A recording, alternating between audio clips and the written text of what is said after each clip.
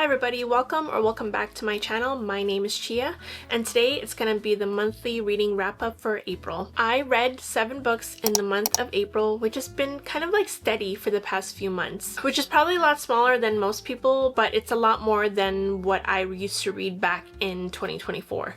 I used to average maybe like 5 books a month in the beginning of 2024, but now I'm starting to average about 7 to 8 books a month, which I'm very happy about. I feel like if I force myself to read a lot more when I'm not in the mood, it just doesn't like turn out well. But I did read a lot of my anticipated releases in the month of April, which was a lot. There was like 4 anticipated releases that I read in April, and majority of them were like really positive, whereas some of them were kind of disappointing, but not like to the point where like I hated them. So enough babbling, let's get started. The first book that I finished in April was Say You'll Remember Me by Abby Jimenez. This was my first anticipated release of April. I love Abby Jimenez, and I was waiting for a new book to come out from her. And this book follows 2 characters named Xavier and Samantha. Xavier owns a vet clinic, and Samantha walks into his clinic one day to get a checkup done on a cat that she rescued, and unfortunately he gives her a terrible prognosis and basically gives her bad, terrible first impression, and through her determination she finds a way to basically get a life-saving surgery done for her cat. He ends up apologizing to her by donating to her GoFundMe. This book is obviously a contemporary romance. Abby Jimenez is one of those romance writers that I love, which write equal parts literary fiction plus romance, but in this book I believe the romance took like a backseat to what actually was happening at the time. Once Samantha and Xavier go on their date, she ends up having to leave Minnesota and go back to live in California where she's from, because she has to go help out with her mom, who has unfortunately progressing dementia. She basically tells him that like they can't be with each other and to just forget about her, but obviously he doesn't, and they try to make it work through long distance. The experience I had with this book was very different from other Abby Jimenez books. This one I felt so stressed for the whole entire book. I felt stressed for the things that the characters were going through and the things that they had to achieve to make their relationship work, especially for a book of 2 characters that literally just met one another. It was very insta-lovey, and they were trying so hard to make this relationship work after it being such a short amount of time. I also felt like Xavier was putting a lot more effort to the relationship compared to what Samantha was doing, which is understandable because Samantha was dealing with a lot of family crisis, and she was kind of having sort of issues with her siblings about, you know, dividing the care between her siblings and her dad. If you have not read this book yet, I would go into that with this expectation that the romance is very small. I think a lot of people were disappointed by this book because of the fact that they were expecting a lot of romances, but I think she was writing a lot more literary fiction in this book compared to all her other books. Her other books, like the Part of Your World series, the romance was the main center of the plot, and each of the individual characters who were a part of the romance were dealing with their individual issues.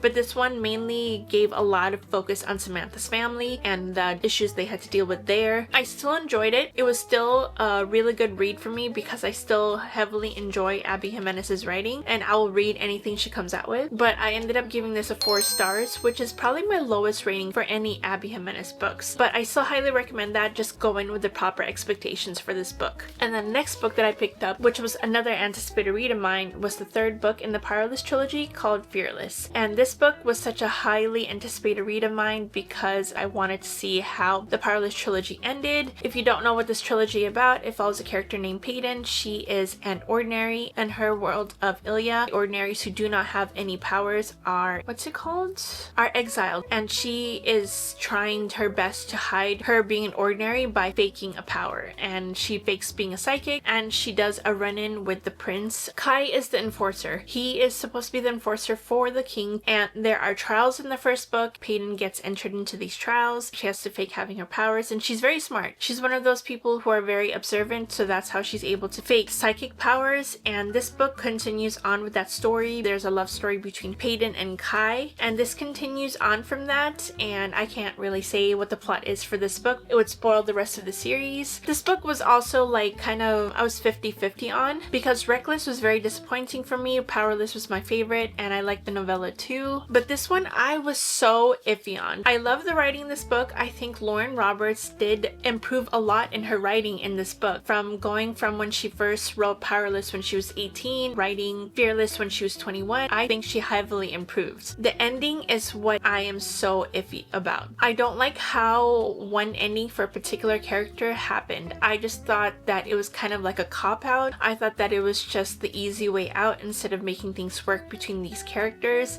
And I was just very disappointed because this in turn, the ending for this particular character, it also caused these consequences for these other characters that they have to live with. And then I felt like the epilogue was very bittersweet as well. If you know, you know, because there's a couple things that show up in it, and I'm very sad to say goodbye to the series, but I also think that I was ready for it to be done because there are so many mixed emotions with this whole entire series. I absolutely loved Powerless. I mainly love the banter between Caden? Why do I keep calling them Caden? It's Peyton and Kai. I mainly love the banter between Peyton and Kai. Kai was like my favorite character out of this whole entire thing. He is very swoon-worthy. A lot of people fell in love with this character because he fell really hard for Peyton. He was able to sort of like swoon all the girls because of what he kept constantly saying to Peyton. I just felt like the ending was a lot of back and forth between a lot of certain characters. It tended to be really predictable.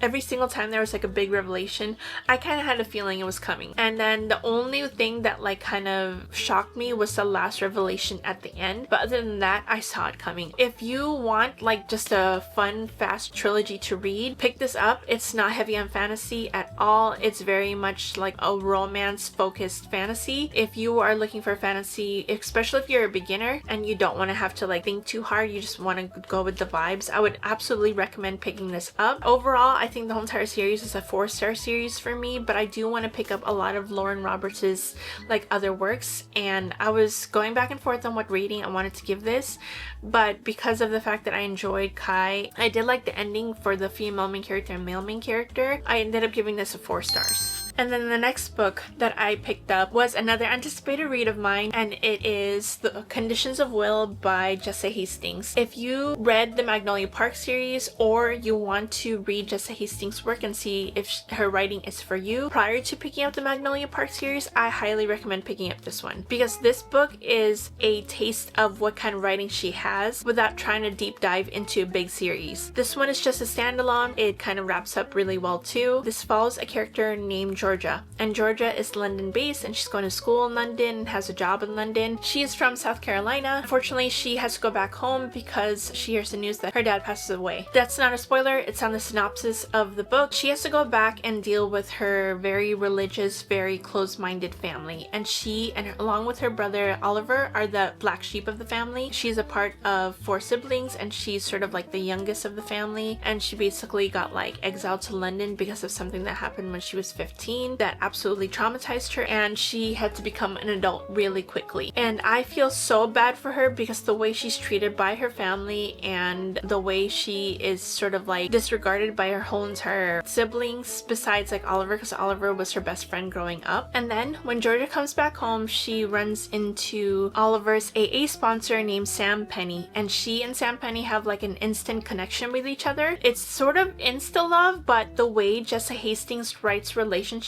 makes you feel the feelings for them. I absolutely love this book. I love that it not only focused on the love story between Sam Penny and Georgia, but also focused on Georgia's relationship with each one of her family members. She has a very, very difficult layered relationship with her family members, especially her parents.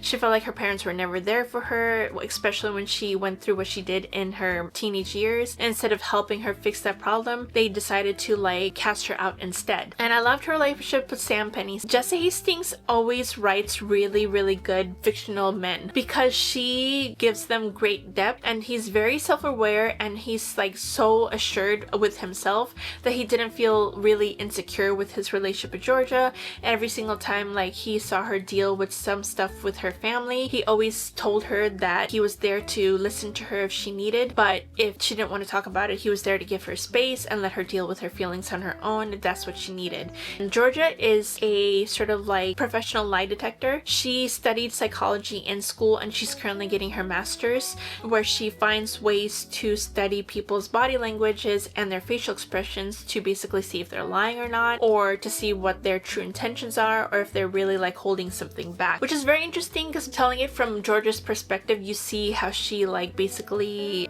examines people's facial expressions to understand what they truly are about. And also, since she studies psychology and studies all these like expressions that people make, she knows how to control her own facial expressions as well. She can give like the best reactions to people instead of like them trying to second guess what she's thinking. And it's very interesting. It's very different from her other female main characters. And if you did read Magnolia Park series, there is sort of like an Easter egg in here, because technically, even though this is a standalone, it is set in the same universe as Magnolia Parks. You don't have to read the Magnolia Parks series in order to understand who Georgia is, because it is all her book. But there is an Easter egg about like a future Daisy Hates book that happens in this story that is just very tiny, like a quick mention of what's going on. I almost had a heart attack when that was mentioned, because now we have to wait to see what Just Hastings mean when she like introduced this, because I've mentioned before that Magnolia Parks series is like one of my favorite series of all time, and this book was such a good book. It examines a lot of familial relationships and the relationship dynamic between her and her family. The way she examines each family relationship, you just see why they are that way.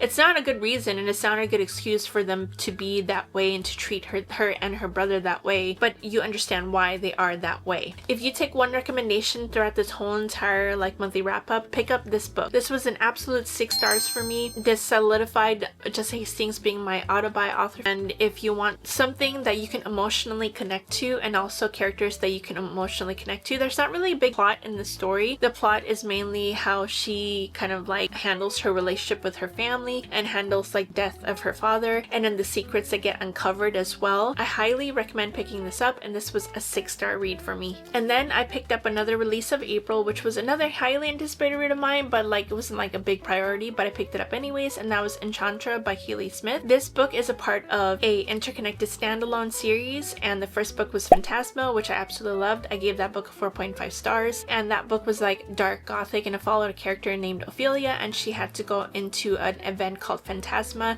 to rescue her sister Genevieve. And then Genevieve is what this story is about. This one follows her traveling out to Italy because she lives in New Orleans, and Phantasma was set in New Orleans, so Phantasma was a lot more of like a dark gothic vibe, but this one was a lot more of like a fun games kind of aspect. It follows Genevieve and her connection with a character named Rowan, and Rowan has shadow powers. She ends up getting caught up in this game called Enchantra. This game was all set up for the family called the Silvers. The main reason why she goes there is to find more other people who have necromancy powers, because she comes from a family of necromancers. She goes to not only find like more people like her, but also find people that she can connect with, because she's very lonely, and she ends up connecting with the Silver family, and there's like 7 siblings in this book. I absolutely love this book. I did not enjoy it as much as Phantasma, because I felt like the games in Phantasma were a lot more what I wanted, and the Phantasma was more what the vibe that I wanted, like more of like a gothic paranormal romance, and this one was a lot more tame compared to the first book. Genevieve is a lot more reckless. She doesn't really think about her actions before she commits them. It was still a fun good time. I really love the setting of it, and I loved like the whole entire Silver family. Like I said, I enjoyed Phantasma more, but this was still a fun good time. So if you just need something fun and silly and goofy for a good time, and something like fast paced, because this was very fast paced, and I ended up giving this book a 3.75. And then the next book I picked up was like another, not necessarily like a highly anticipated read, but I kept hearing about it the past couple of months, so I picked up Our Infinite Fates by Laura Steven. This follows 2 characters named Arden and Evelyn, and they are basically star-crossed lovers. Their love story spans like generations, and every single time they meet each other in a lifetime, they end up unaliving each other right before they turn 18. So every single lifetime they don't turn 18. They keep meeting over and over, and it spans over like 1,000 years. And I feel like in this book mainly it was Arden who had mainly a lot of the information. It alternates between their past lives and also present day, which is 2022. But I kind of was severely disappointed by this book, because for a book that was centered on a love story, it kind of never really got in depth to it. It just presented that they were already in love. You didn't read their origin story. You don't know how they fell in love. They had this tether to each other, and they knew each other the whole entire time, and who like they could sense each each other because of the fact that they had that tether. Every other chapter it would like break down to another past life. It's always started right before they unalived each other, and it felt very, very repetitive. It kept going on like this for almost 300 pages. It would alternate between the present timeline, talk about a past life, and go back to their present timeline. And I just felt so unsatisfied with this book. It left me empty, especially with a book that I had high expectations going into. Like, the writing was very beautiful. Every chapter ended with like sort of a poem that was written by Arden, and it was incredibly like descriptive with a lot of like their timelines, especially with like the events that were happening in the timelines, like wars. It made you feel like you were in the middle of the time period that she was speaking about, but it left me empty because I just wanted more. And also I felt like we got too many like chapters about their past lives, and it just got really repetitive. After 100 pages I started getting really bored, which was sad because I was so looking forward to this book. It's nothing against her writing, it's just I thought the plot was like poorly executed, in my opinion at least, and I didn't like the characters at all, and I didn't really get anything from it, and I ended up giving it a 3 stars.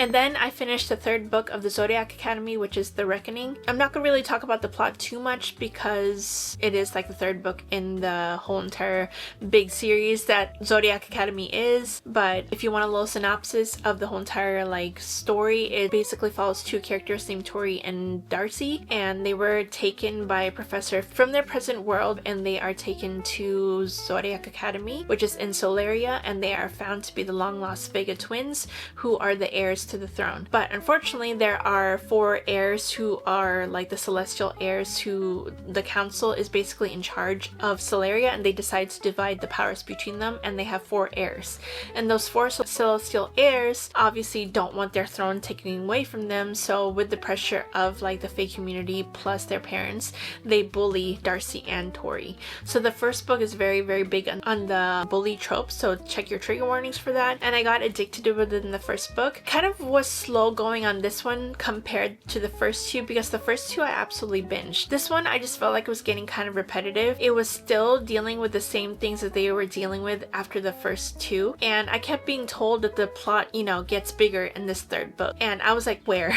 I got 3/4 through the book and I was getting so bored. I'm like, we are just following them over and over, doing the same things constantly. It's a constant back and forth between Tori and Darcy with the celestial heirs, which are Seth, Darius, Caleb, and Max. All of these characters have like different orders and different magical powers that we find out. I just thought that it was like so repetitive. There was like the same situation happening every single chapter. I was over their relationships with each other. I was over the constant back and forth of their feelings. I was absolutely over it. So I know this is probably really bad, but I kind of started skimming the last like few chapters because I just wanted to get it over with. And finally, within the last 100 pages, something actually started happening with the plot and everything, and we got left off on a huge cliffhanger. And I'm really scared for the 4th book because I heard that's when like a lot of people get like a painful event that happens, and I can sort of see what's going to happen a little bit because it is very predictable. There's like not really a unique plot to this, because if you've read a lot of fantasy books before, it's similar to a lot of the plots that happen in those books. So I ended up giving this a 3.5 because of the fact it was repeating itself constantly. I am going to be moving on to This Boys, which is like the prequel to this, and I can't wait. And the last book that I finished in the month of April, which was the last book that I finished literally on the 30th, was The Rose Bargain by Sasha Payton Smith. This follows a character named Ivy Benton, and she is coming up to her season in London society, which is very similar to Bridgerton. And she ends up having to basically enter the season hoping to make a prime match, because unfortunately her older sister, who had a season 2 years ago, was scandalized because she ended up disappearing. And in this world, you make a bargain with the Fae Queen, who is the immortal queen, and in return a lot of people like use that bargain to, I don't know, improve their appearance, give them better talent, and all of it to use whatever means necessary to get a really good match, because it's important to their family. And since unfortunately like Ivy's sister didn't get a good match 2 years ago, her family's basically ousted, and because of the fact that society has ousted them, they're not invited to anything. Her dad dad is basically like losing a lot of business partners because their family's really scandalized, and your place in society is very important in this world. It's like in mid 1800s. It's around Regency era time, and I love the setting of this book. And if you loved Cruel Prince, or if you like kind of like Cruel Prince and you like the vibe a bit, and you mix together Bridgerton plus the whimsy and the fairy tale like world of Once Upon a Time, you get the rose bargain. I had so much fun with this book. The tension between her and like the male main characters, it's technically a love triangle, not your typical love triangle. You'll know if you read this book. I highly recommend this because I absolutely love the way the characters interacted with each other. The Fae Queen announced that her son, the prince, he's set to find a match in the season. So she enters sort of like the bid or like the competition with other young girls as well. You have to attend all the balls and a lot of like the garden parties. It's literally Bridgerton. So if you love Bridgerton mixed with some fae and like magical like whimsy fairy tale vibes in here, and it gave me a lot of like Heartless by Marissa Meyer, it gave me that too, like very Alice in Wonderland vibes too. Highly recommend. I absolutely love this. Again, it's not a heavy fantasy to get into. In fact, the fantasy is very like sort of like background. It's just sort of like the setting. I really like the romance, the tension between the two characters. I'm not gonna say who, but I absolutely loved and I enjoyed my time with this, and I came in with very like low expectations. I thought it was just gonna be like another just a random book, but I heard so many great things about it. And I saw Emmy from her channel, Emmy Reads, Emmy Rosem. She was like gushing about this book, and I had to pick it up as soon as I saw her review of it. This book was such a good time, and I think it's gonna be a duology. I don't know when the second book will be out, but I'm like dying for the second book because the huge cliffhanger at the end, and also the plot really picks up at the last 100 pages too, goes crazy, and all these plot twists are coming out of nowhere, and you don't know who to believe and who to trust or anything like that. And also the thing that was my favorite about this book is the female friendships. It was like front and center with this one. Like I was expecting a lot of catty like relationships with these like female characters,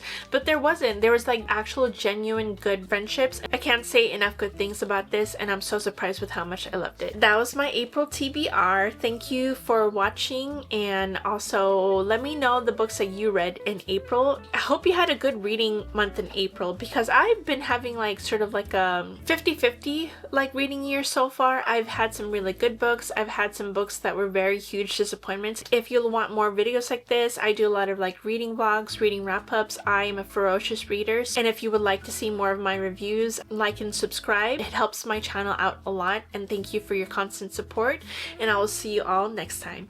Bye.